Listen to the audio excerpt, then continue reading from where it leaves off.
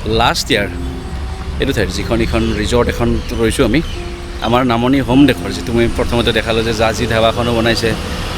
নামনি হোম ডেকৰে এইখন ৰিজৰ্টো বনাইছে অলপমান চাওকচোন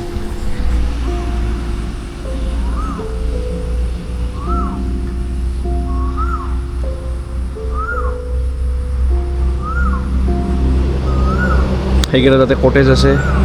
কটেজ মানে সৰু সৰু আৰু চিটিং এৰিয়া লাইটিঙৰ এৰেঞ্জমেণ্ট ফ্ৰণ্টৰ যিটো ডিজাইন আছিল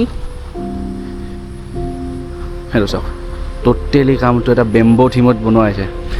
ভিতৰৰ ফালেও যিমানখিনি কাম আছে গোটেইখিনি বেম্বো ইয়াতে বাহিৰৰখিনিও বেম্বো আৰু ইয়াতে যিখিনি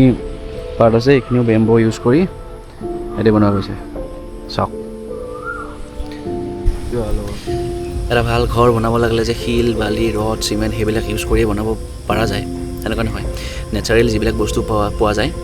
সেইবিলাক বস্তুৰ পৰাও এনেকুৱা ধৰণৰ ষ্ট্ৰাকচাৰ ৰেডি হয় যদিহে এটা আৰ্কিটেক্ট এটা চিভিল ইঞ্জিনিয়াৰ লগ হৈ